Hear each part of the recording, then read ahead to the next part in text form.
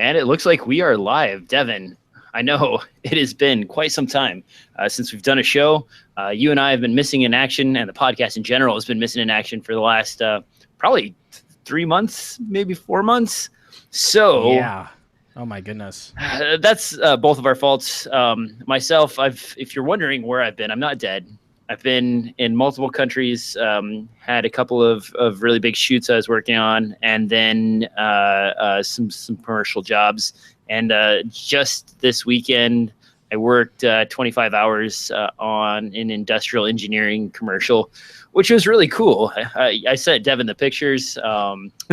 It's like we had a 5-story crane, man lift thing going. It was pretty sweet. But that's where I've been. Devin, what about you, man? Where have you been in the last 4 months or so? I've been working a lot. I was just in San Diego a few days ago, not for VidCon, but for commercial client stuff. I also been in, my goodness, lots of other areas, Vegas and a bunch of other stuff. A lot of it's actually been working for Red Bull for all the events they have, the EDC, the other music festivals, Lollapalooza's coming up, a lot of that kind of stuff. So Lollapalooza is still a thing? In Chicago, yeah, man. Really? It's still doing its thing. Yeah, people go. At least I've heard. But yeah, so I've been working, which has been a whole lot of broadcast work, signal transmission, all that kind of stuff. As long as you're, as well as your typical corporate clients and other really boring stuff. I haven't been nearly as busy as DJ though. So if you want to place blame somewhere, I feel like it needs to fall on DJ and his. I'm just gonna leave the country for a while. So see you guys later. I was in Panama for a couple weeks, Belize for a couple weeks, Guatemala and El Salvador for a little while. Then I spent some time on a couple of islands off the coast of Belize and in Belize City doing some humanitarian stuff, which is kind of fun. Cool. And then, so, I mean, I've had a really good time. As you can see, I may have enjoyed a lot of beers on those beaches. I'm slightly tan now. It's also 100 degrees in Oregon right now. So that's pretty much it. But before we dive into the show notes, since it has been a while, Devin, what are you shooting on right now? And has anything changed with your camera collection since the last time we talked? Oh, no. You want to know if I have a GH5? No, actually. The situation's been tight. The me being busy is a very recent development in like the past month. So I haven't exactly had the resources to get the GH5, but it's been on my list. It's been sitting there. I've been working on rigs. I know DJ's not a rig guy. This is the current rig I've kind of got going on for a documentary shoot kind of coming up because I wanted something really small and compact. And I like that this one, half the time I don't even use the handles. I just literally like grip it and it stays on my shoulder, and I put a gold mount battery on it. It lasts for like 14 hours. Probably going to throw a video about that to DJ. Probably in like a week or two, going over like how I did that. Because my favorite part, unlike a lot of people who use like a friction arm for their EVF or something like that, this EVF has that tilting ability that where it just stays there. But the whole thing is like strong enough I can hold it by the EVF, which a lot of people wouldn't do if it's on a friction arm. Really? So, yeah. What keeps it locked in then and still allows you to tilt? Is there like a release or something? No. It's that small rig swivel thing that you had before, where you had some problems you posted on the blog, a little piece of plastic shifts in the wrong spot. It's just the fact of like using that in combination with a handle that allows me to adjust the EVF forward, backward, side to side, all on these NATO rails. And since it's all locked in like that, instead of a friction arm, it gives me the ability to like carry it and use it. Like it makes it so much stronger, and that's how I like it. I just can't stand friction arms when it comes to EVFs and things like that. So, well, like I said, I'll make a video about it. Yeah. Go ahead and show me your rig, because I know you have had a change to your camera situation since the podcast. So by all means, go ahead. I mentioned I've been traveling a lot. I've been shooting a lot on the GH5, and I'm not as giant riggy as Devin is. I'm still with my traditional handle and grip. I know, yes, hipster wooden handle. The reason for that, and I'm kind of a little frustrated with small rig right now. They make a pretty good GH5 cage. As you can see, this fits with the audio adapter and so on fairly nicely. And they have these beautiful upright NATO rails that work out to where the little piece of metal that sticks out for your neck strap on the camera is a perfect stopper for the NATO rail slide, which that's good. But the issue is small rig right now doesn't sell any vertical clamping NATO rails. So I've actually had to do some modification, and Devin and I were talking about this before the show, but if you know Small Rig's inventory, they just released these cute, tiny little small handles, and this is the size of their older handles. Very big, very bulky, kind of a pain in the butt compared to this cute, tiny guy. But I had to modify this using a Dremel and a piece from an older NATO rail adapter to actually get it to mount vertically. Hopefully they'll release some in the future, but in the near term, this is kind of my solution. And this is, I think, my new go-to design for every single camera I shoot on. If you look back here, even my Sony A7S rig is pretty much the exact same configuration. It's just a side handle and the grip, and then I've got an extra a little spot right here to mount the audio unit. But this is perfect, guys. I know over the years we've been going bigger and bigger, and Devin's got shoulder rigs and eyepieces, everything else. But this, for me, has become like the easiest way to travel. And these little half rig or half camera cage things are so small and don't get in your way. So if you're using the camera for photography as opposed to video, it's not an issue. It doesn't take a lot to pack everything up, and it's highly configurable. Plus, this is sort of a natural, comfortable way to shoot for me. And with image stabilization in both the GH5 and the A7S Mark II, it's a really great way to shoot.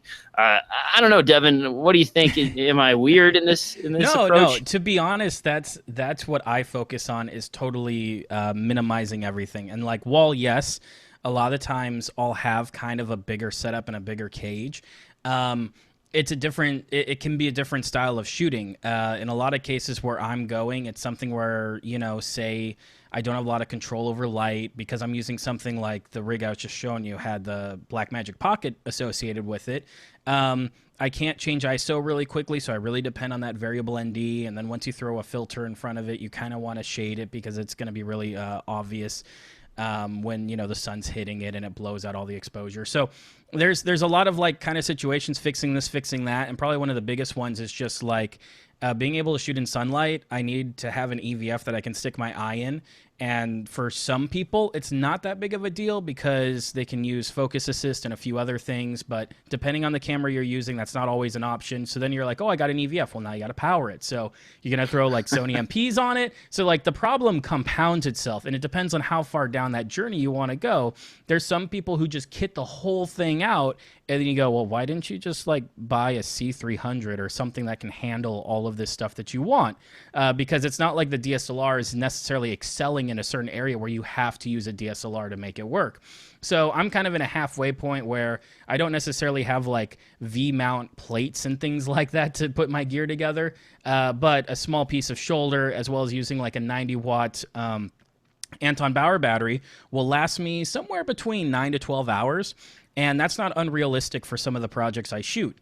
For other people, if they're shooting a Sony camera, they'd be switching out batteries and they'd have to go through 12 batteries in a day. If I'm constantly moving, we're in a car, we're going from place to place, I'm not going to carry that many batteries with me, and I'm not going to sit here and have an option to recharge. DJ's showing off all of his batteries. So these are all, they're falling out of my hands right now, but I've got like 20 Sony A7S Mark II batteries piled up here next to me that are just constantly cycling through the charge. I'm dropping them all on the floor right now. I mean, that's one thing where the GH5 really excels. It still has that great battery life, and Sony hasn't approached that because they're focused on their smaller form factor. But to each their own. It's one of those that for my shooting situations, I tend to work with people who don't give me time to swap batteries, fix things, or charge things, or it's just not, if we're in the desert for 12 hours, I can't be running back to the car all the time, charging battery, swapping stuff, and everything else. So it really depends on the style of shooting. If I'm just going somewhere and I'm shooting for an hour, then I wouldn't bother with all this gear. But currently, most of the projects I'm on these days,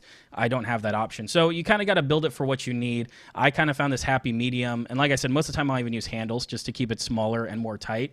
But that EVF is totally necessary for me to kill the focus every single time. Some other people are more talented with the screens than I am, but especially like the Blackmagic Pocket screen, that thing's absolutely garbage. There's like no hope to check focus. You can use focus assist, but how much are you going to check focus assist? Because we all know focus assist can get you in trouble if you trust everything on it. So Blackmagic always has some really cool stuff, but never mind. This is not time for me to complain about Blackmagic. I do have one more thing to throw out there. I did pick up a small, tiny field monitor. This is a 5-inch 1080p. I think it's 1920 by 1200 screen. Runs on a single NP battery, and this guy will do about 2.5 to 3 hours. I don't think you can actually buy this in real life. This came from Alibaba. So if you're not familiar with the shadier portion of the internet, there are companies out there that sell OEM style monitors to other companies who rebrand them. And this one's from a company Devin and I recognize, Feel World, which, a shining example. But I paid $300 for this, so it's about half the price. Small HD DP5, or what's the newest DP? Is it? I think it's DP5. Yeah. Anyway, DP5, yeah. So it's pretty small and it's high resolution. But man, I tried to run this on Canon batteries. 25 minutes on two LPE6s, which you might as well. Yeah, and they sell it as an option, like LPE6s. Yeah, no problem. You'll be able to run this just fine on any battery type you want. Nah. And the problem with this thing is the batteries I have to use, the MP batteries to get 3 hours, are the massive, like, several thousand or whatever. Yeah. Yep, exactly. So now the tininess of this monitor is just lost on a battery that sticks out this far. So I haven't been impressed with this. But if you do want to try and experiment with tiny monitors, this does have SDI as well as HDMI in and out, pass through, and so on. And then the other thing I've been messing around with, and these are kind of nice, they sell, remember in the old days, I used to use those RAM mount adapters. Yeah. The RAM mount adapters, which were originally designed for cars, are this like ball and socket style twisty adapter system that I had kind of adjunct used for rigging in the early days, but they're really bulky and they're solid cast aluminum, so they're heavy guys. These are cute little $14 versions. They're not rated for the weight, probably maybe 15 pounds on the high side, but they knuckle them together with a tightening screw and a little adapter, so you can really get a lot of angle out of this in a way that you can't out of a normal friction arm, and they fold up to a much smaller space. So I've been really kind of falling in love with these guys on shoots. Now, you mentioned the GH5. For those of you wondering, I did actually purchase one. I've been shooting on this since it showed up. This has gone to many of the countries I listed earlier with me. As far as battery life goes, Devin, this is better than the A7S Mark II. I usually get about like 40 to 50 minutes max out of the A7S on a single battery.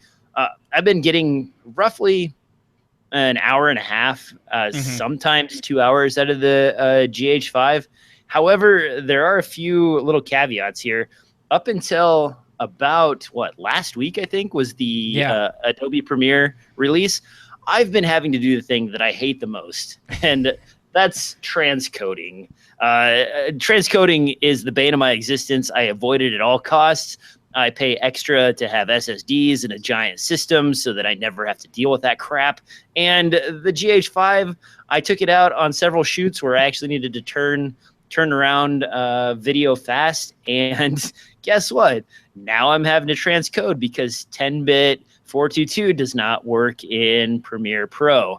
Well, it was crashing my system. I was getting red screens when I was playback. And now, one thing I did figure out though during this long, boring process of messing around with Premiere trying to get it to work with the GH4 footage or GH5 footage is that there is actually QuickSync available now in Premiere.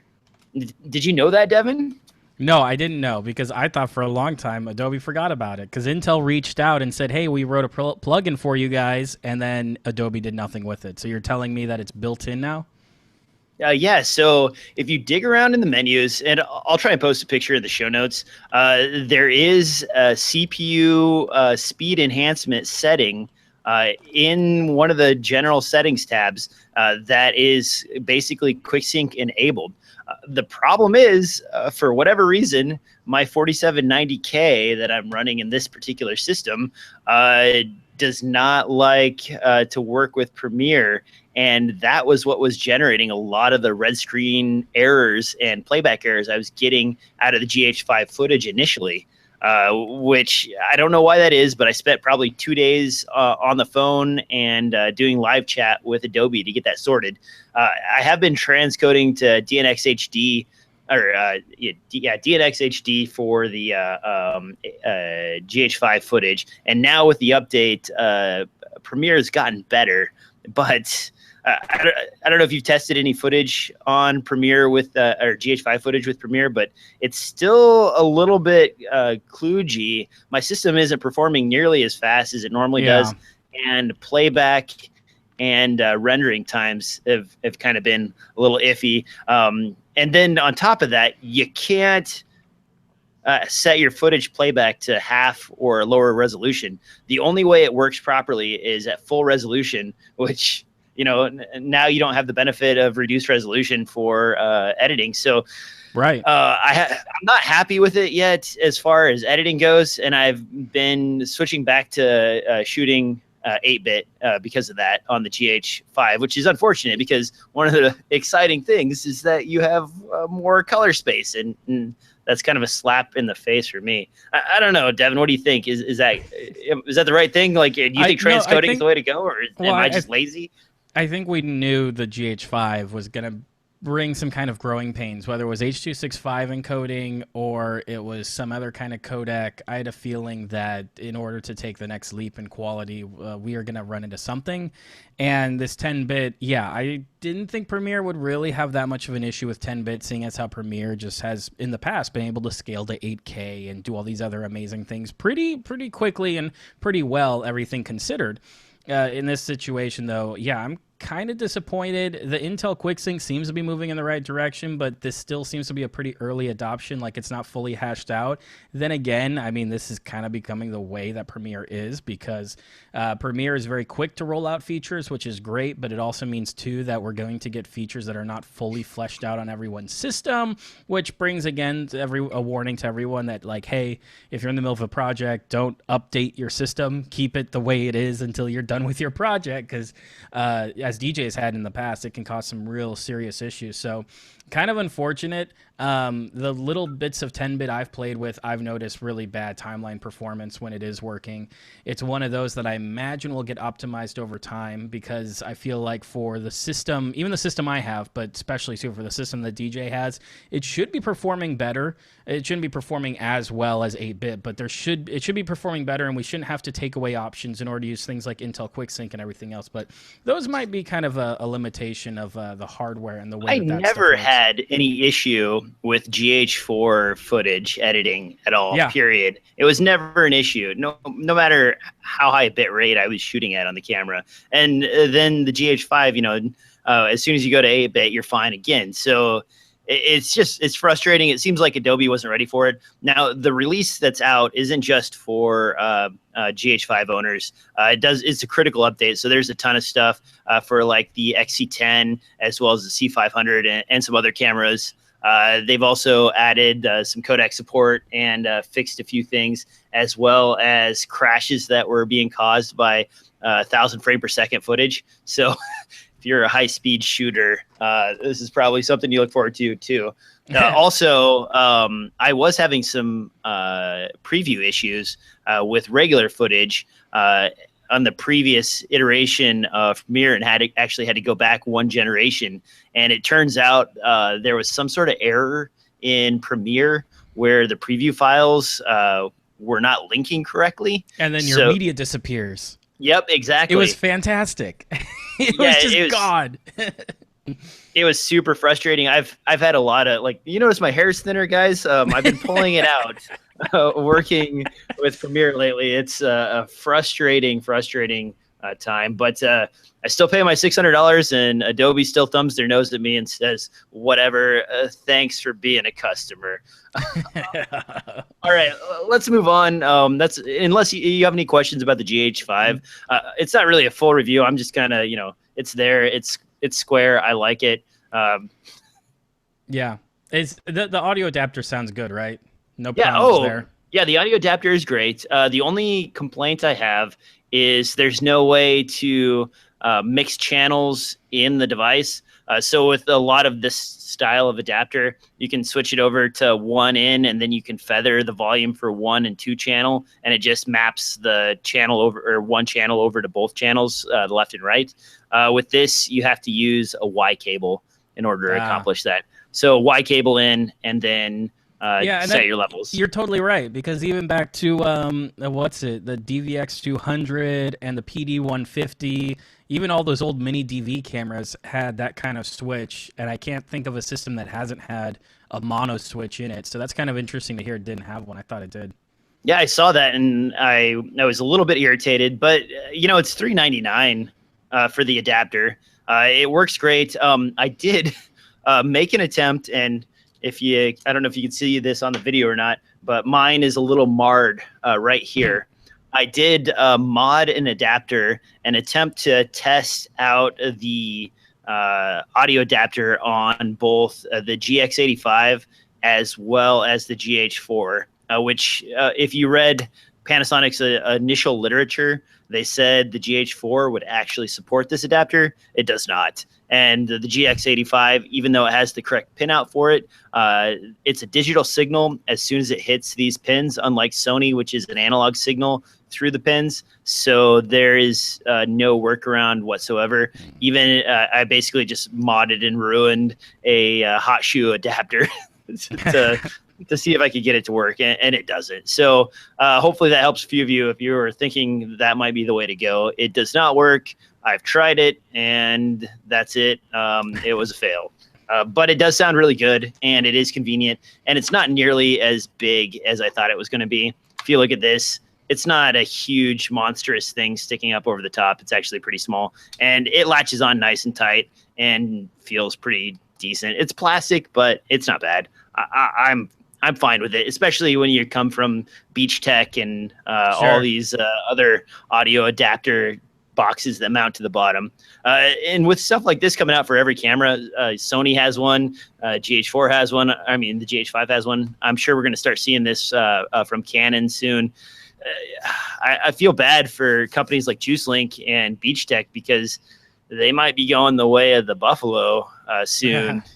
Well, they gotta pivot and figure out what works for them, and I think that a few of them know that, and you can tell they've already started pivoting towards smartphones. I mean, like, small sidebar, if you've seen the Slingbox, I've seen setups of it, and I've heard even guys who work in broadcast for smaller clients, smaller events, talking about using like 5 or 6 iPod Touches all wirelessly connected to a Slingbox, and then using either like Rode microphones for them or these like JuiceLink kind of audio interfaces for their, iPod Touch or whatever. And then in an event, they can hand them out to people who don't know anything about cameras, and they just run around and get shots, and the Slingbox records ISOs, and you can do live cutting, send it to Twitch, Twitter, whatever you want.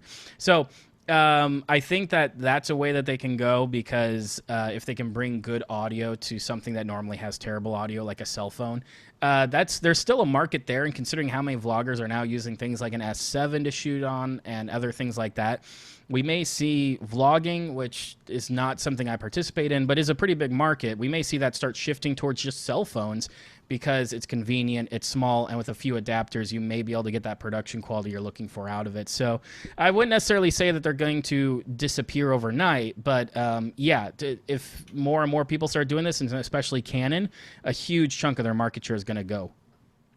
Now, let's talk about market share for a second.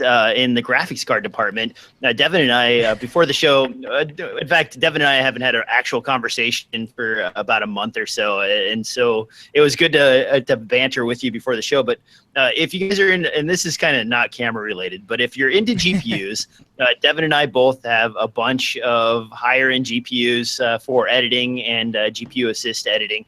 And it turns out that if you're not using your system while you're out shooting, Bitcoins or, blockchain currency basically has become a thing again. And we were actually talking about possibly selling off some graphics cards. I want to show you guys this right here.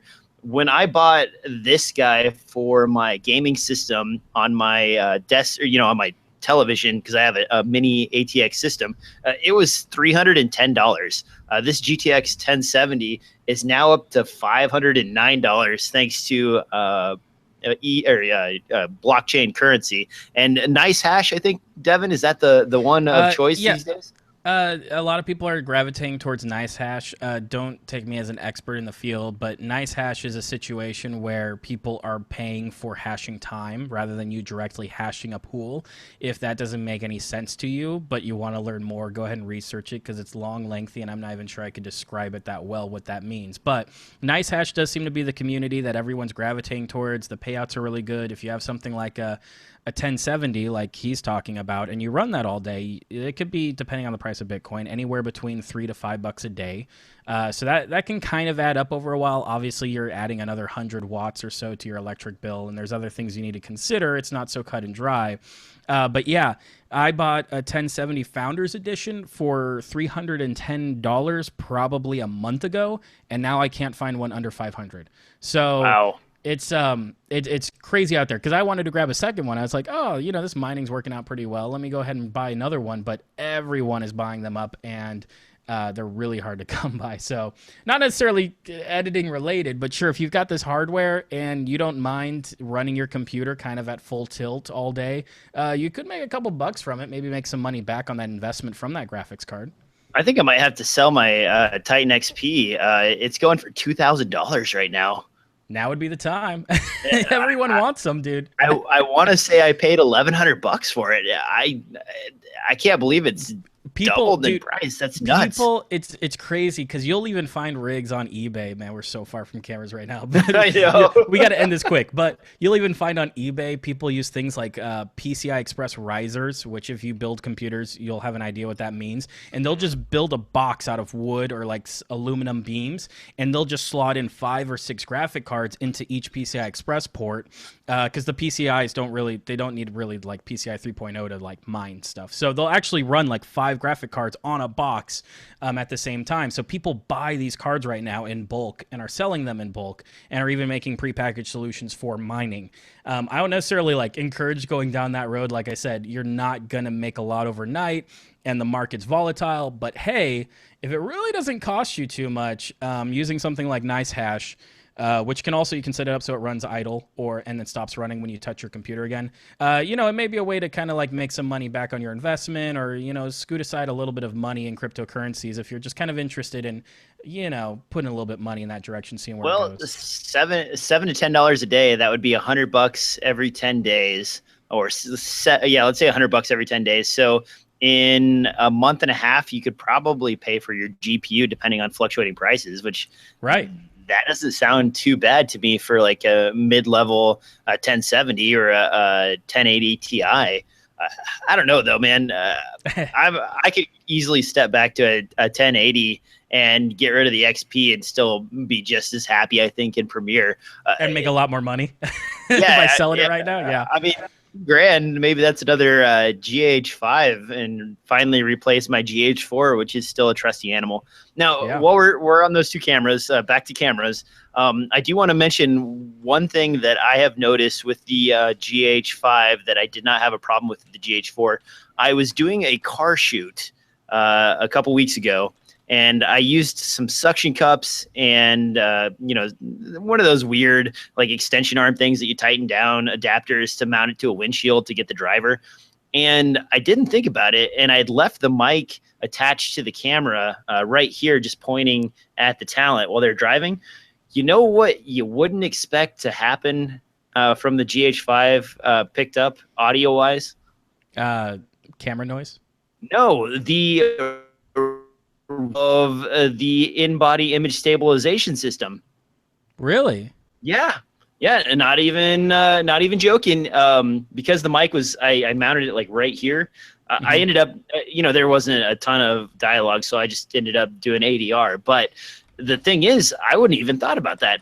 You never have that problem with the GH4 because it doesn't have in-body image stabilization. But if you rattle the GH5 around, it'll make a noticeable clicking noise as it's rattling, especially at certain RPMs as the car is turning corners and stuff. There's a certain speed that it started oscillating. There's a certain vibration that really carries it away. Yeah.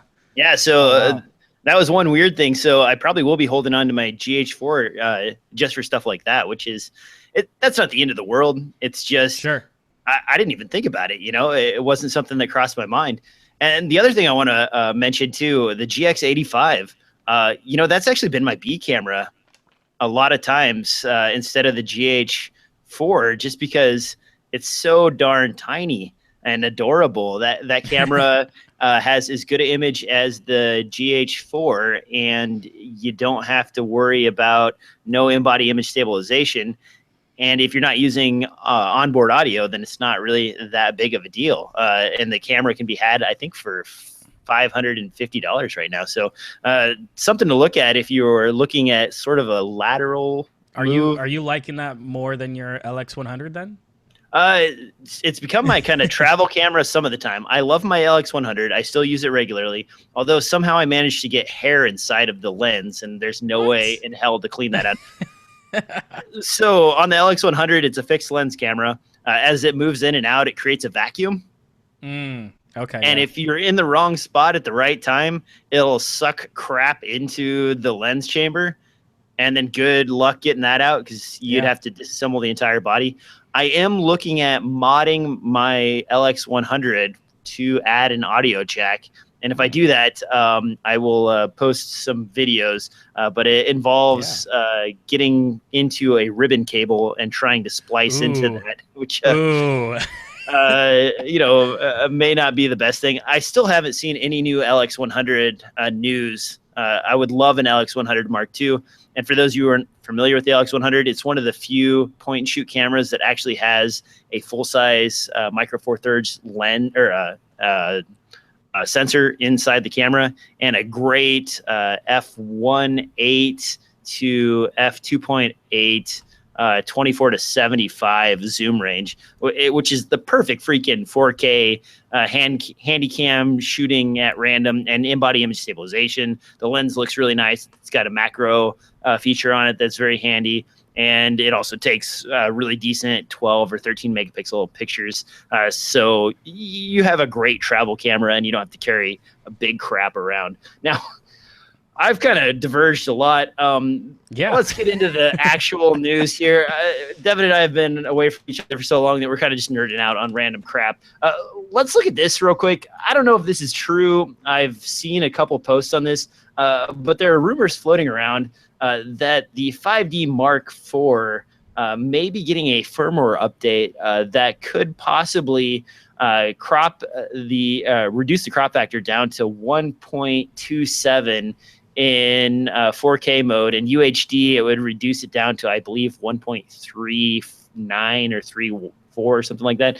That update has not actually materialized, and this has kind of just been in the forums and so on. But that's one of the biggest complaints I had about the 5D Mark IV when I did own it, is that its crop factor put it in a GH4 4 ballpark, which is annoying as all get out. And at the same price as the 5D Mark IV, you could also buy a 1DC used, which, then what's the point? There maybe the touchscreen, which was kind of nice, and the facial recognition and focus tracking were both decent features. I don't know. With this update, though, Devin, what do you think? Is the 5D back on the radar?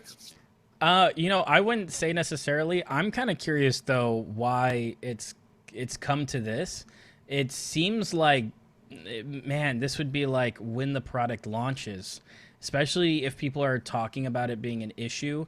You'd almost think that this would be like the first firmware update that gets released as the product is going out, because I could kind of understand maybe marketing thinks, oh, this isn't that big of a deal. Even though that's the only reason why people shoot on 5Ds is for that full frame look. Marketing department may be mistaken and be like, oh, it's not a big deal. We can do, a 1.74 crop and it's going to perform better and it's going to have better lighting that way and things like that. But to see this after the fact, especially after all the news about it has kind of died off and people have started to look away from it, they may be trying to draw attention back. But as we've already discussed, shooting with the codec that is... because it's like a JPEG, right? It did. What was the codec again on it? It was something different. Yeah, it was like motion JPEG. It was it's motion. It's motion JPEG, and that's the same thing that you get out of the 1DC. So the file sizes are ginormous, and you definitely have to transcode with that, which is a kick in the nuts again for me. I do not like transcoding. I was just complaining about that. I don't know. And it seems like to me, especially for them increasing the price of the 5D, the motion JPEG seems to just be a byproduct of the fact that it has JPEG encoding on board.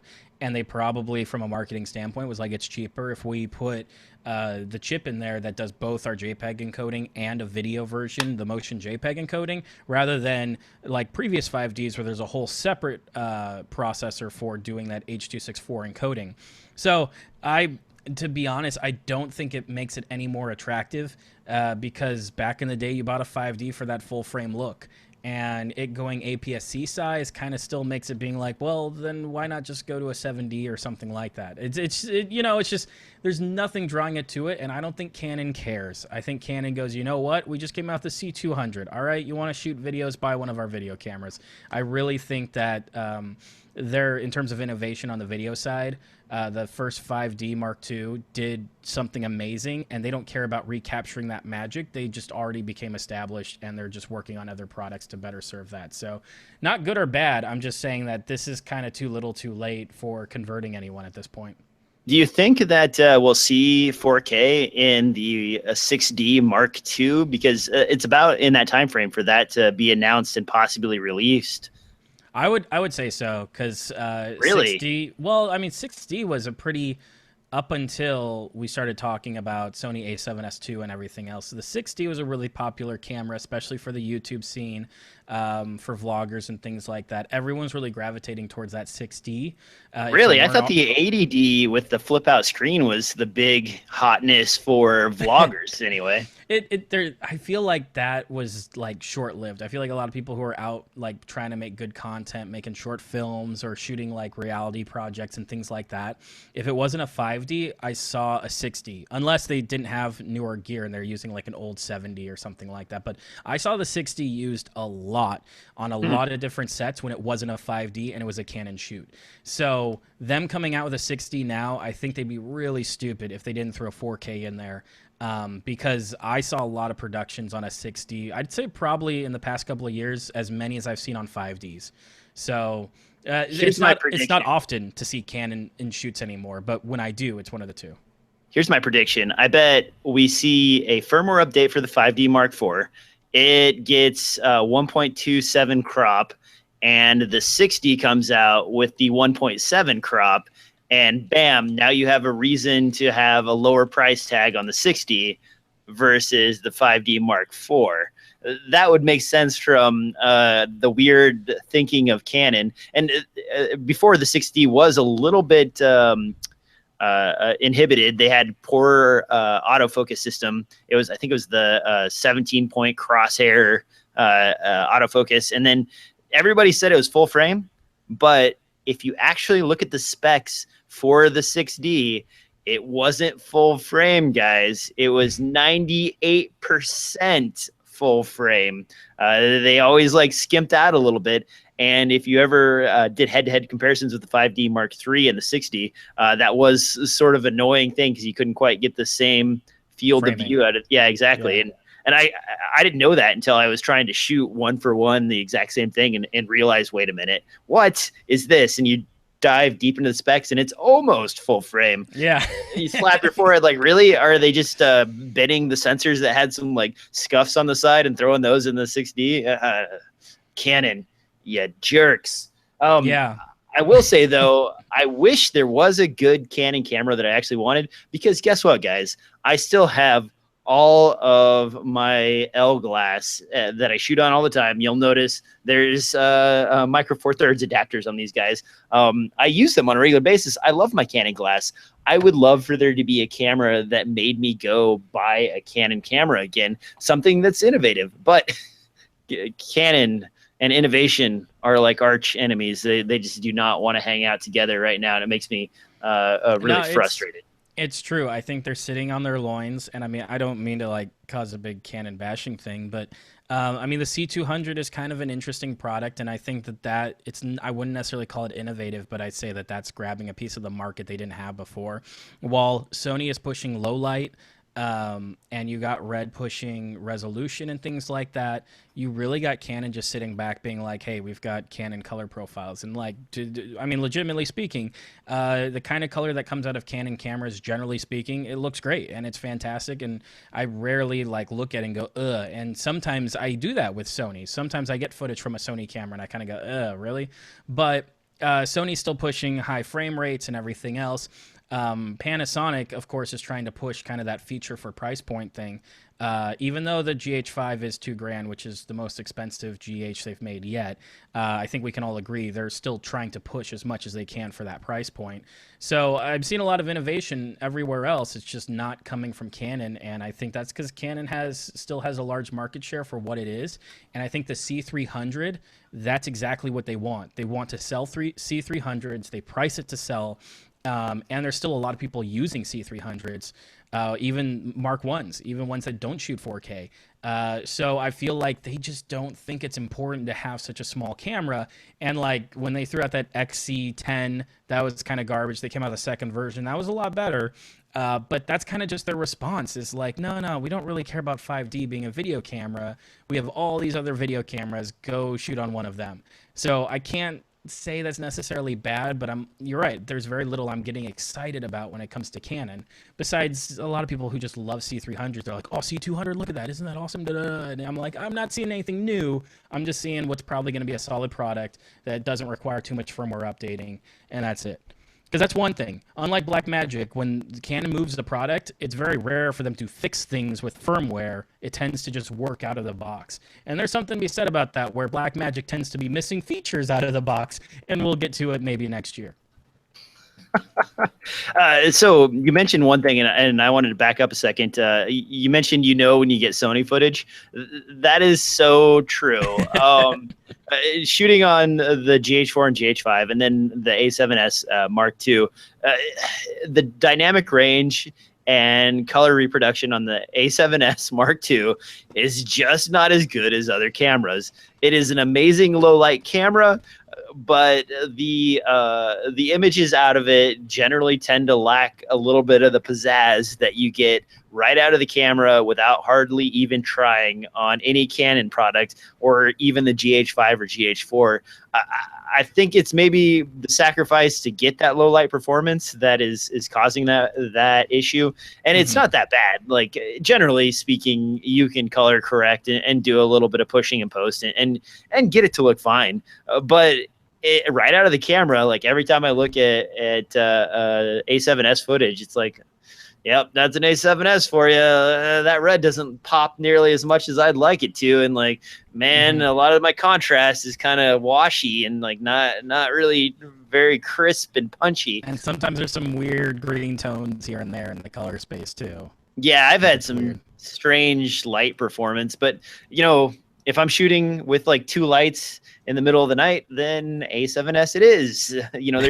There's no other option out there for that type of work. And especially if you're a documentary shooter, or you have to kind of like sneak into places, or you're just lazy like me and you don't want to carry enough lighting to do the job correctly, the A7S, bam, it's for you. Next thing on the list, Evan, since the last time we talked, there's been a bunch of CPU releases, and in the past, Intel was kind of the man for anything above 4-core processing. I mean, technically, you had the AMD Bulldozer, which was a pseudo 8 cores. But it worked similar to the hyper-threading that we were getting from Intel. But then we had Ryzen released, which the 1800X is buku cores, has all the PCI lanes that you can shake a stick at.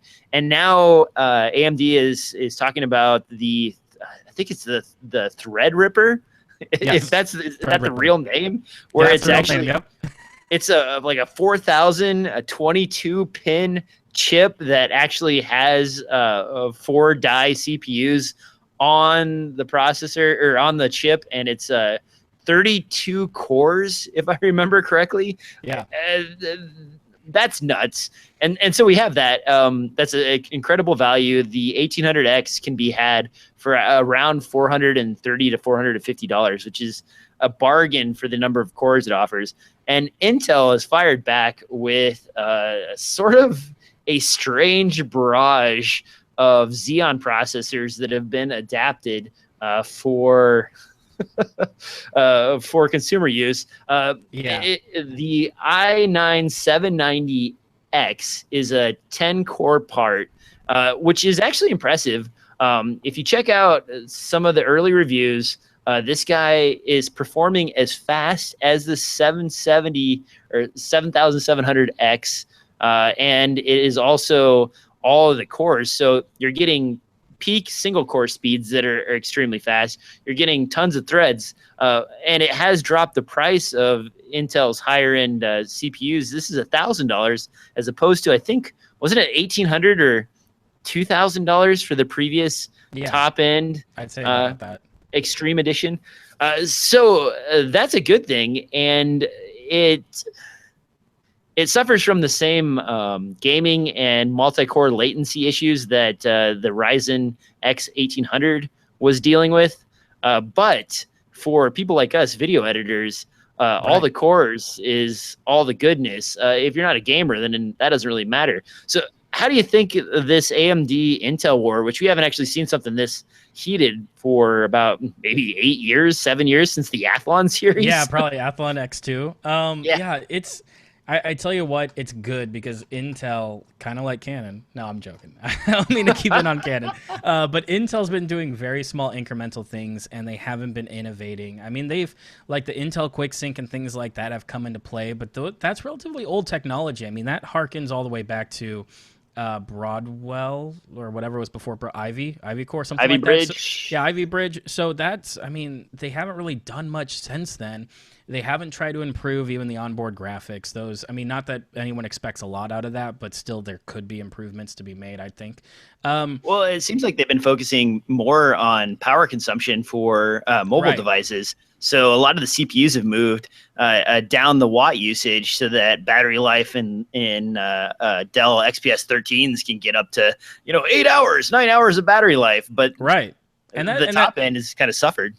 Well, and that's been about it, because all they've been doing is kind of tweaking and optimizing and tuning, because we're kind of hitting a physical limit on how small we can make a processor, just because you run into a quantum problem of electrons hopping over walls and crap. So really complicated stuff I don't understand. But the AMD, this is, I think, perfect for them because their whole bread and butter has always been huge cores. I'm currently running a server in a server farm with 2 Opterons, which is an AMD server class, and they're really old. I think I got those CPUs for maybe $80 or $40 a piece, and they have 12 cores a piece. And I got 2 of those inside of a server motherboard, so I have 24 cores inside of a server motherboard. And it's great, especially in server applications, because you're typically doing stuff that can really expand with multi-threading. For us, I mean, for a long time, especially like before Premiere went 64-bit and everything else, the software is finally catching up that it can really use every single core it can get its hands on, which isn't something that we've had for a long time. That's been a new development in software. I mean, even video games still don't really do multi-threading, and that's why a lot of people are like, oh, you play video games, you don't need so many cores. So the fact that our software is getting, our video editing software too, is getting to that point, I think is the kind of thing that'll help things like 10-bit processing and things like that to carry along, because exclusively, I think, really only 3D modeling software and occasionally things like After Effects has been running multiple threads. So seeing so much greater access to that and software that can use all those cores, I think that's where AMD really is just in the right place at the right time, because they know how to stack all those cores together and how to make them work pretty effectively. Intel, I just don't consider this to be a real upgrade considering the cost and everything else. It's one of those, like, wait until the next generation, because I feel like this is a knee-jerk reaction just to stay relevant and just so that people can't point and be like, dude, look, AMD totally crushed this and Intel did nothing. I think Intel at this point, as silly as it sounds, I think this is really just a branding move. It's just like, hey, we're coming out with new stuff too. And then really the thing they've been working on for probably 4 or 5 years will probably come out next year or whenever it's ready or something like that. Whatever they have working on in the background, because these companies always got something going on. That's how they stay relevant. I'm sure that that's not going to come to the forefront until it's ready. And I'm sure they just weren't ready to drop it yet, and AMD kind of hit it first. So, well, their announcement was like a vomit of randomness. Like, oh, yeah. You thought i7 was enough. Now we're going to go up to i9, and we're going to further confuse you with like 4-number and letter combinations of processors that go all the way down the stack. And oh, by the way, 10 core, 16 core, 8 core. You name a number of cores, we've got them. We're coming for you guys. We've got what you need. And it's like, what really, what the hell, what is going on? What is your strategy? Where are you at? And in the meantime, like, AMD didn't vomit out a bunch of crap. They just released one really solid lineup, the Ryzen, and then they just bend it down the stack. So every Ryzen CPU, it's basically bend for frequency, but then you get all the PCI lanes. You don't have to worry about any of the compromises that Intel has been doing, where you're lacking. You go with too many I/O devices, and now like maybe you can't have another graphics card in there. It's really weird. And now the one thing I do want to ask you, Devin, with the I think it's the 2011 platform. I believe is the socket set. Someone's going to correct me because I might be wrong. V3. Yeah, V3 for the i9. That allows for, I think, up to 128 gig of RAM. Now, that is one thing that you are limited to, as far as I know, on the Ryzen 1800X is 64 gig max. Do you think that is a problem for people that are getting deep into After Effects and more labor-intensive video editing? After Effects a little bit. I feel like really all those cores are really, all those gigs for RAM is really useful for people who are into the 3D modeling and things like that, because having all that texture and model data, it needs to be sitting in RAM to effectively do any kind of rendering or previewing or anything like that. Not that After Effects couldn't use it, because After Effects does suck up RAM. But most of that RAM usage I see for After Effects is mostly like doing your preview renders and things like that. It just uses it as a cache drive, which then, the more gigs you have in your cache drive, the more you can kind of see at one time with your preview render. But After Effects is kind of developed in a way that it doesn't need that RAM to perform, where I see things like Maya and 3ds Max and things like that actually need that RAM in order to get the job done. So I could definitely see that being a huge deciding factor if somebody's developing a workstation where they really need that much. But even on bigger projects, I still struggle to see why After Effects would need more than a 32 gig setup. That can change if you start going like 8K and you start going ridiculous, then you need ridiculous hardware to keep up. But I think for most of us who are still doing 1080p productions and occasionally some 4K work, 32 to 64 is kind of plenty for After Effects, unless you're going crazy with it, and you know who you are. So So yeah, I don't think that that's huge for us, but that can be huge for some people who work in the 3D world. So, speaking of companies flailing around, let's talk about another one. We all know GoPro has been in a weird place. If you look at the Hero 5 Black Edition, the price is now down to, I believe, $350. Yeah, Which is staggering considering it was at what 500 plus originally, and the session has fallen.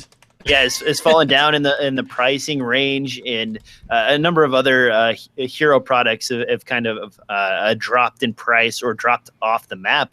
Some of their cheaper ones are starting to dry up on Amazon. GoPro comes back with Fusion, which is their 360 camera solution. This is basically a small square with a camera facing both directions. And I don't know if you've watched any of the videos on this, Devin, but I kind of got this weird watch what you did last week in 3D vibe from the videos. It's like, oh, I'm enjoying this sandwich. I'm shooting this on my GoPro Fusion.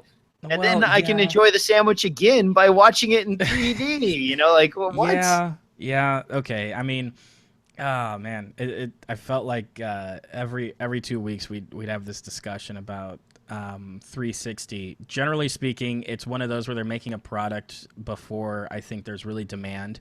And Samsung's done the same thing with their 360 rig and then their 360 headset for their phones to fit into and everything else.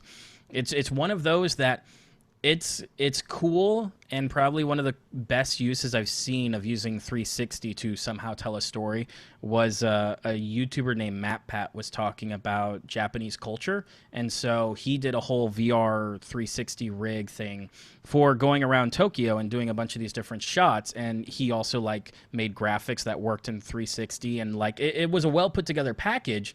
But after I took off the headset and I experienced the whole 360 thing, I was just kind of like, I feel like this would have been way more interesting if there was a more variety of shots and there were some macro shots and there were close-ups and I could better see the faces of the people who are talking. I'm not saying that like the experience is inferior to doing, you know, more traditional camera work, but it's one of those where it's definitely different, and I don't think it's found its place yet on what's really perfect for it. In GoPro, I think it makes sense, though, thinking of it as a GoPro setup where you can put a camera somewhere, and as long as the quality is there, which it hasn't quite met it yet, and we haven't necessarily seen raw what the GoPro Fusion can do, but if the quality is there, you can kind of set up a camera and pick the shot afterwards.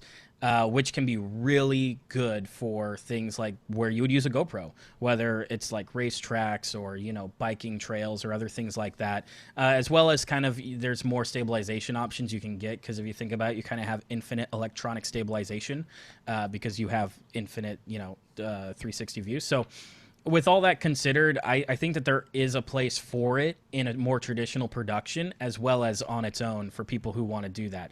So is it going to kind of pull GoPro out of the funk? I don't know. I mean, if they deliver really great quality and it's at a reasonable price, and I'm just talking about traditional GoPro pricing, maybe 500 or so, it would be the most expensive consumer 360 rig that's a single camera unit if they've gone for that price point, 400 or 500. We don't know yet. But if it delivers on the quality, like we're talking about a full 8K or something like that, then that may be enough for people to look at this in a more professional setting where they're like, oh, I can set this up on top of the dude's helmet and then take whatever shot I want. Think like in the really cool camera shots they get in Formula One, NASCAR, where is the camera this high enough resolution to do that, though? Because isn't this 5.7K?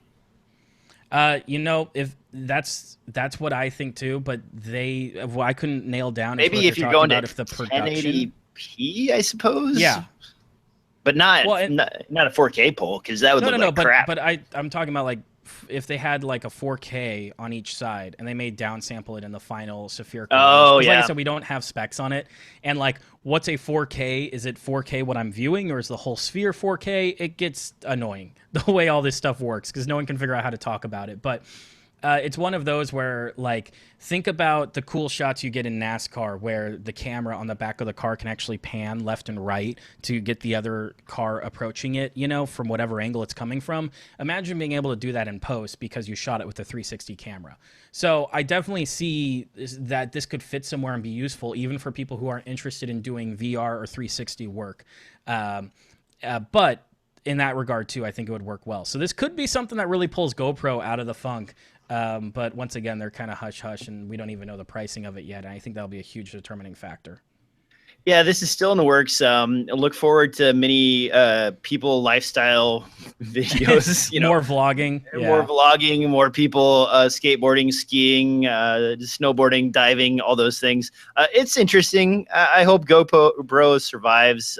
But with cameras like the Yi 4K Action Cam Plus coming out, there isn't nearly as much room in the market. And of course, the Sony X3000, I believe, which is the one I have been using quite a bit, has the built-in image stabilization, which is much nicer. You no longer need to worry about a 3-axis gimbal for your action cam if you're doing that sort of thing. Love that guy, and it's down to $350 as well. So it's giving the GoPro Hero 5 Black Edition run for its money.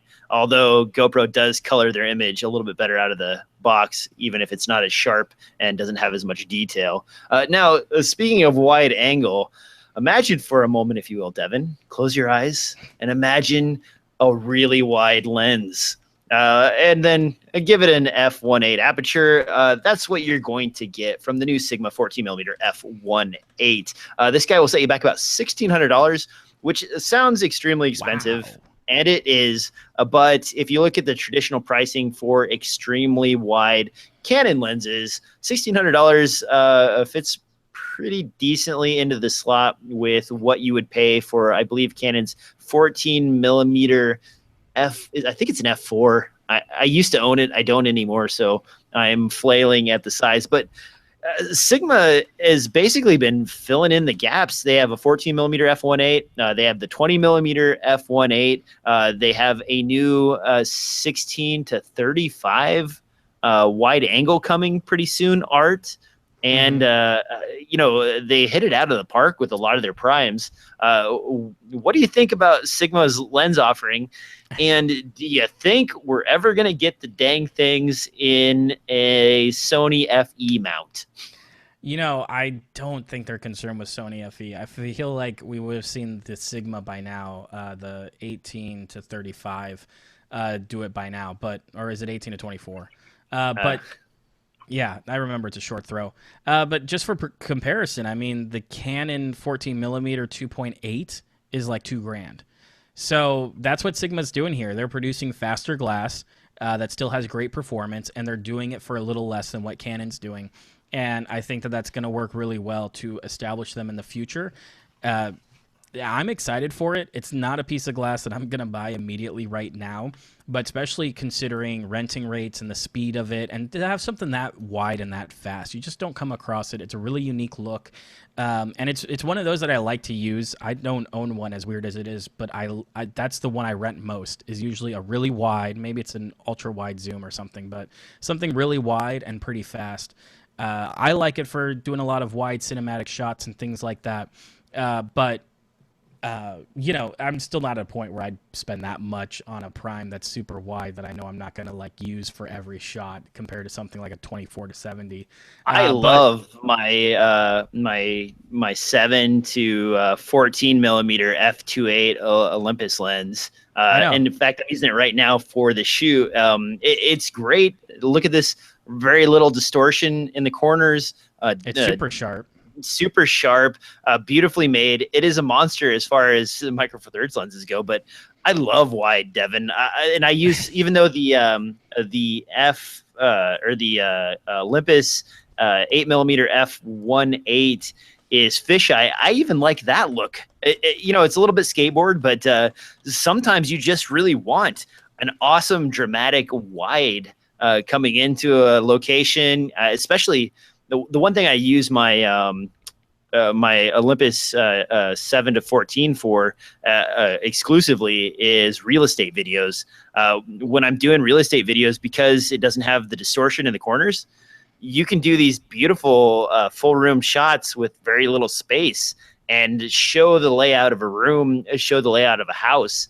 And you don't have to worry about missing some of the stuff going on along the edges. It works really well for that. And if you're into either real estate photography or you're doing some of the, in my area, $500,000 homes and $1 million homes that are willing to pay you a couple grand to come in and film their house for like a walking tour, that is perfect. You will blow their minds with this lens, and only 2 shoots and it could be yours, paid for. True. That's what I'm excited about. Their art lens are super sharp, and I've heard no performance or quality problems with them. I think Sigma is just hitting it out of the park with, I don't know, let's call it their own version of L series glass, because I think that's what their art series basically is. What do you think about and I just lost my train of thought. Never mind. I read Scully's post in the chat, and or Sully's post in the chat, and I got distracted. Okay, moving on. Oh no, I do remember. All right. What do you think about the bokeh in some of these Sigma lenses, though? It's a little more smeary than you get out of Canon L series lenses. Do you think that's an okay compromise? Yeah, I'd say considering the price. For me, I kind of know what you're talking about.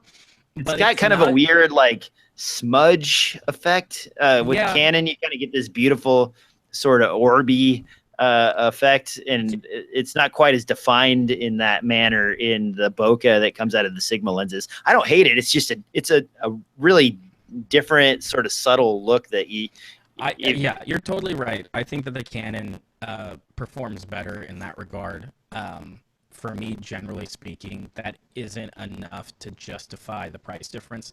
I'm mostly concerned about the kind of sharpness and therefore also contrast that the lens can achieve. And Sigma's got that where it counts. So I know exactly what you're talking about, and I wish that I could have that too. But considering the kind of price gaps we're seeing between the Sigma and Canon glass, that's a happy compromise I'll make considering everything else. All right, this next one I'm going to throw to you, Devin, because I generally have stopped paying any attention to the Ursa Mini. Not that the Ursa Mini is bad, guys. I know plenty of happy Ursa Mini shooters. It's just big, and it's not my thing. I go a little bit more low light than ISO 800, and so I'm not into it. But it doesn't mean it's not it's a bad camera. Blackmagic has been doing really well lately with fixing things and not releasing half-baked stuff anymore. So Devin, Ursa Mini iPad app to go along with that for full control. That actually does sound kind of cool. It's you know what? But it's a short story. They came up with a firmware update. They turned on the Bluetooth chip inside of their camera, and now if you have an iPad, you can download the app. As far as I know, it's only on the iPad though, which doesn't seem to make sense because it should be on an iPhone and other things. But I know the iPad store and the iPhone store, they're different kind of applications. It's not like Android where a lot of them are cross-compatible. So I've only seen it on an iPad, and I think right now they only have it as an iPad in the iTunes store. Maybe the iPhone version's taking longer to get approved or something. But there's no video preview, which kind of stinks. I don't exactly expect it through Bluetooth to have like full real. Yeah, you don't have the bandwidth for that on Bluetooth. Even 4.0 is pretty limited. But even an image that shows every second or something like that, so you could just see exposure or something. Would you want that though? Nice. That would just piss people off. I guess. Either way, it's really cool to see that finally this kind of feature has been turned on and they're enabling. It's really exciting for people who have the Ursa Mini Pro. It's hard to say exactly every situation you'd use it, but I could definitely think of a few times where, especially if I'm setting something up and I'm in front of the camera and I'm doing other things, that it'd kind of be nice to pull out a phone and kind of change shutter speed or do something like that. But once again, that's one of the advantages of this camera, is that it does finally have a switch for basically everything you need on the camera. Either way, exciting. Like I said, not a whole lot to say other than like, hey, that thing that they talked about doing, they're finally doing it. But also the camera 4.4 update includes a bunch of like little fixes and little problems that it's had. So if you are a shooter, that's definitely a required upgrade because you're finally going to get audio level meters. Congratulations. Yeah, yeah, right. So on the Blackmagic front, the Pocket Mini was a beloved darling for quite some time, and it is now what I think that was released in 2013 or 14. So yeah, it's going on 4 years old. Do you think we're going to see an update to that at some point in the near term? Because they've kind of sort of been dancing around it, getting close with some of these weird studio style cameras with like iPad size screens and so on. But we haven't seen, other than that no screen, GoPro style interchangeable Micro Four Thirds camera, we haven't seen any Pocket updates. Do you think that's coming? That would be next on our list, but seeing as how the Ursa Mini came out, and then they quickly came out the Pro to address a lot of the things people didn't like about the Ursa, it makes me think that's kind of the market they're moving towards. It's hard to say. I mean, there's no news on any front that I can see that says anything close to it. My gut says we'll probably see some more studio cameras before we see another Pocket one. They really haven't dropped the price since they initially did that $500 drop for a month. So I imagine if they were moving towards that, we'd kind of see some sales. We'd start to see them trying to move some units. But as it stands right now, they just seem to be maintaining the status quo for their mini cameras. That being said, like their studio cameras, the weird iPad thing, having a look at that system further, because I don't know if I've talked about it on the podcast before. Brilliant system if you're looking to set up some kind of live streaming cheap studio solution. Its ability to work with those cameras. I mean, you run 2 SDI cables, one for the camera send, one for the return from the box, and those cameras will have built-in comm system. It'll also have the ability to preview like program output out of the switcher and things like that. The whole system is pretty freaking cheap, and it allows for so much ability for you to kind of scale up your production and do 4K production and things like that. So if you're in the business of trying to like build a studio and build a production, and you don't have the kind of money to go out and like get like a Hertz system and all this other fancy gear, Blackmagic may be a really great solution for you because they have a lot of great stuff. And that's another one where they call that a studio camera, and that's because that guy doesn't do any onboard recording. Now, you can kind of make it your own thing by, hey, if you get the Blackmagic 7-inch monitor, you can record 4K out of that through the SDI. Well, then it refuses to be like a mini if you have to attach a giant, 4K recorder to it. I feel like there's a rule that a camera should be required to record its own crap. Like you shouldn't have a camera that isn't capable of some kind of internal media recording. Maybe it doesn't meet its like highest resolution, and maybe you have to use an HDMI out or something like that, or SDI connection. But it's asinine to me when you pay $1,200 for something like this, and they didn't bother to throw in a micro SD card slot, so maybe you could record 1080p. What really? I don't know. Well, and it's one of those that I was thinking about upgrading to the newer version of the Pocket Cinema, which doesn't have the screen on it, because I go, oh, well, I always have an EVF with me. But I thought about the kind of pain it would be to move through the menu system and everything else while using the EVF, and I've just decided against it because the 60 and 1080p isn't something that my clients are asking for, and it's not really that much for slow-mo compared to other options out there. So even that camera, I haven't bothered upgrading to because I haven't really seen much of a need for it. So you're right. Could one be around the corner? Very likely. But the fact that like the Ursa Mini is kind of focused on their studio gear, the Ursa Mini Pro, because it integrates really well with their switcher units, it makes me think that they're kind of staying on the TV broadcast side of a lot of studio gear, and that's probably where they're seeing a lot of their money spent. And their cinema side maybe kind of fallen to the side because after all, The Ursa was kind of a hybrid cinema camera / broadcast camera. The Yeah. Pro is a straight up broadcast camera. Like you can do cinema stuff with it, but the whole B4 mount and everything else, it's built to be kind of studio, and that's most of what you're paying for. So if you buy it to only do cinema work with it, it seems kind of silly. But all that being considered, like their 2.5K, 4K cinema cameras, they stopped with those and they haven't developed that product line at all. So I feel like, I don't know whether they think that maybe the solution is kind of middle of the road where it's both a broadcast and a cinema camera. But that's the direction I see them moving right now. And I'm sure most of their gear actually gets bought in bulk for studio building rather than just these one-off shooters like Panasonic focuses on and Canon likes and everything else. Hey, Devin, I think your audio is starting to go crackly, man. You may have the USB driver issue of death, where once it's on for a little bit, I thought it was just me, but a couple people in the chat room are mentioning that you have gone a little iffy in the audio quality department. One last thing I wanted to touch on, and while Devin quickly fixes his audio, I kind of feel like slow-mo has run its course. And correct me if I'm wrong, but for a while it seemed like everything I saw, somebody had to put 120 frame per second slowed down shot in there. Or I even saw a couple music videos from friends of mine where it was almost 100% slow-mo.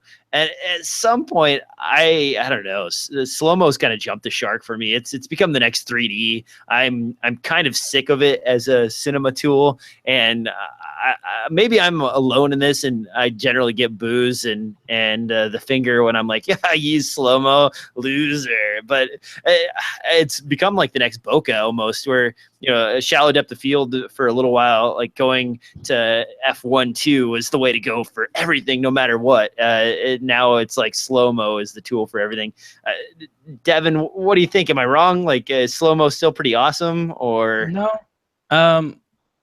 I'd say slow-mo is actually, it really depends, because I think for things like Facebook, and not Facebook, for music videos and things like that, it definitely has its place, and I think it's really important that for slow-mo, that you have a reason storytelling wise to kind of use it, because it's one of those that it's really overused in a lot of the action hero movies and everything else.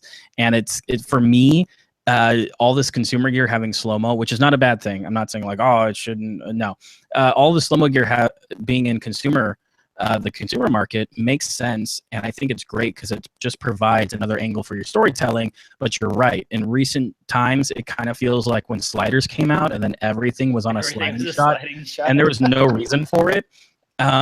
It's one of those where if it's used effectively, absolutely. I'm thinking of times that slow-mo is used in things like what's that popular drug movie? The popular drug movie? Yeah, the one with the Snorri cam, remember? The really famous one everyone talks about. Gosh, I don't know why I can't remember the name of it. Are you talking about a Clockwork Orange? Or no. Talking about Train Spotting? No, the one with the got Snorri cam on it. It's more recent than that. Man, if even I can remember the actor's name. Nah, but either way, there's times in like a lot of movies where, especially like during the 90s, when it's like not everything was slow-mo because film cameras couldn't do slow-mo. Requiem for a Dream. There we go. See, someone new. Thanks, Sully. So it's things like that I can think back to a few times in that movie where slow-mo was used absolutely perfect and it felt right and it evoked even more emotion out of that shot and out of that scene. So used properly, it's absolutely right. But I do know there's just people who shoot everything in slow-mo, and then there's music videos I watch where every other shot is slow-mo, and it just loses its impact and effect. So it's like any other piece of storytelling. If you just sit here and use it all the time on every single thing, then it won't mean anything. In the same way that like you may feel, oh, I can make this more intense by making every single shot an extreme close-up of my characters, but then the extreme close-up loses weight because you're not having that variance. It's just like music. You need rises and falls and things like that. Why do you think like the bass drop is so important? It's because it's that like transition. It's that doing something different that's way different than what it was doing before. So just like you're saying, I know exactly what you're talking about with slow-mo because hung out with so many shooters that are just like slow-mo this, slow-mo that, all this kind of stuff. And I'm like, that's really cool. But then after like 30 seconds, I'm like, it just isn't important anymore. It's just the rest of the video. I have one slow-mo go-to move, and that is dropping something from height. For whatever reason, I feel like sometimes I need to pause and let the dialogue, the dramatic dialogue that just happened, like breathe for a second and just cut to a character knocking something off of a table or something falling to the ground and clattering on the ground in slow-mo. And I don't know like why I want to do that. I hate myself for doing it, but I've used that same composed shot probably like 8 to 10 different times in the last 3 months. And I'm always like, you know what would be great right here? Go ahead and just knock that fork off the table with food on it. And I just want a slow-mo of it hitting the ground and like splattering, because it'll signify the destruction of a relationship and human agony. And they're like, yeah, that's really deep. I'm like, no, it's so cliche. Right, but part of it too is the slow-mo in that kind of situation, like you're saying, there is a reason for it. It's being driven, that choice is being driven somewhat by the story, maybe as cliche as it may be. But at least then it's kind of like the audience's irony of like, they see this falling apart, they see this breaking, and just the fact that you're making it slower just makes it feel more like the audience is like trudging along into this like inevitable place they don't want to be. So it all of it has its place, and you know, it's all relative. You can make up excuses for anything, but I think we can both agree it's like, with the story behind it, you know, there's no reason not to do it. But also too, there's some people who are just like, my camera does this, so I'm gonna do this all the time. Yeah, I've actually got I'll be flying out at the end of July for a 2-week feature length shoot. And we were going through the shot list last week over Skype, and like slow-mo shot, slider shot, Technocrane shot. Technocrane. It's like, what the hell, guys? Come on, can we just get this dialogue scene done? What the hell do we need all these shots for? And like finally, I was like, all right, every time you put in a slider, I get to take out a slider, and I'm only going to allow 10 slider shots in the scene. So then he actually, you know, the director actually started thinking about like what's going on in the scene. And yeah, like, when do I want to use it? Like, you should really in the first place. Because especially on an indie shoot where you don't have a ton of money and budget is tight, like you waste a crap load of time moving sliders from position to position, setting up, having people move around, and then changing your position again. Whereas sometimes with dialogue, I just go in with 2 handheld cameras. We shoot everything twice, sometimes 3 times with the dialogue delivery, just to be on the safe side. And bam, we're done, move on. You start putting all of these, and they do look beautiful. Like, I love a good Technocrane shot when I can get one, or if you can get away with that great wheeled back where like you keep revealing new things, and you can go as long as you can with a moving camera.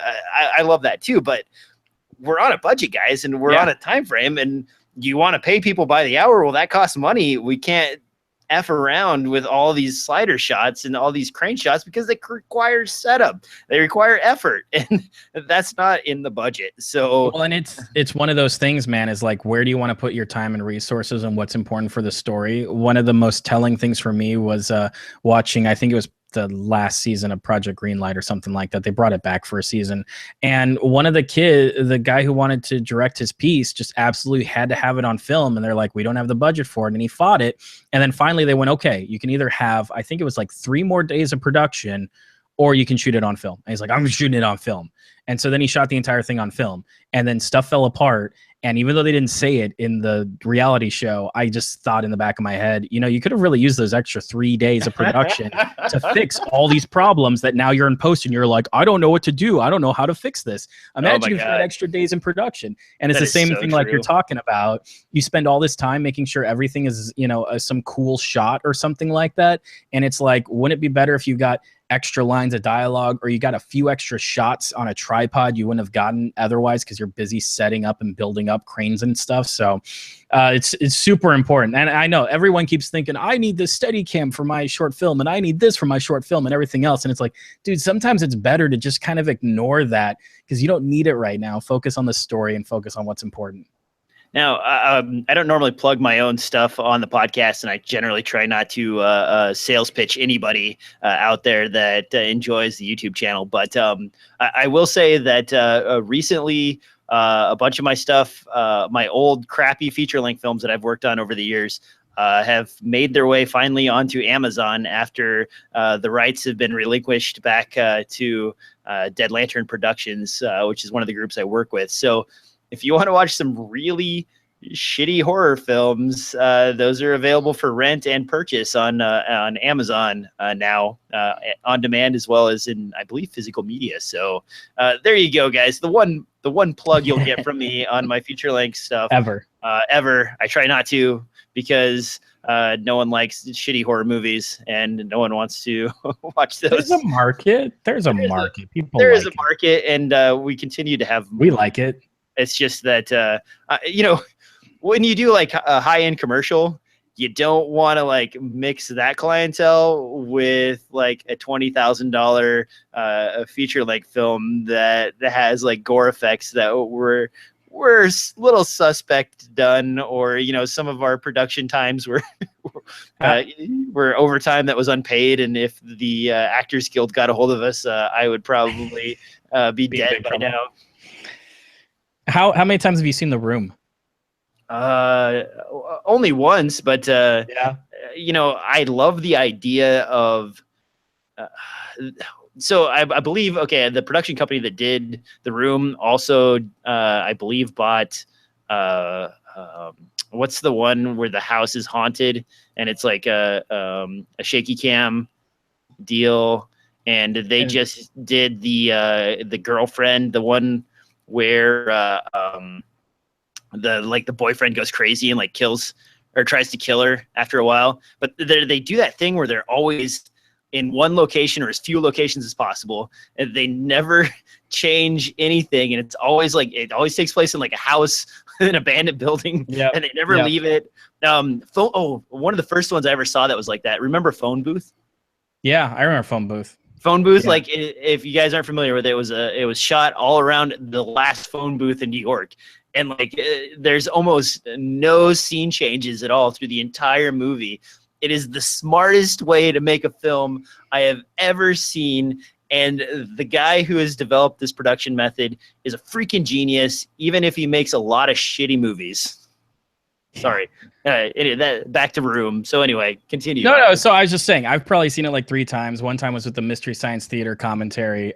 There's people who love watching these kind of films. So don't judge yourself too hard, because I'm sure there's people out there who absolutely love going through this shit. And there's probably some people in the audience who love it too. All right, guys. Well, we have given you a longer show than I was expecting. And I'm glad that everybody is glad that we're alive. Devin... We'll be back hopefully next week with another show, and I'll rope Mitch back into doing shows again once we get our schedule nailed down. Apologizes for all of the equipment errors. I haven't had this stuff hooked up in several months, so both Devin and I had to frantically figure out how to connect things together. But Devin, where can people find you? You can find me on Twitter at DevoCuts, or Instagram too. I do that too. And as always, guys, you can find me at DSLRFilmNoob.com. On YouTube, where you're watching this right now, on SoundCloud, and the podcast can be found anywhere podcasts are distributed. One Lone Dork or DJ Sharton is the keywords to look up. And thanks for listening. Thanks for watching. We will see you next time on another exciting episode of DSLR Film Noob Podcast. And this is where I would normally hit the button to play the outro music. Bomb, bomb, bomb, bomb. Done. Done. All right. Thanks, everybody in the chat room. You guys are great. Thanks, Devin, for giving me part of your evening. Yep. I am going to go deal now with a wife that just got out of surgery.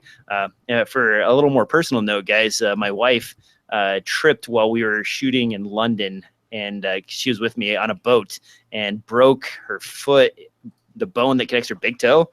and they had to break it in 3 places because we didn't get it taken care of in time, and put 7 screws back in her foot. But we'll see you next time. Later, guys.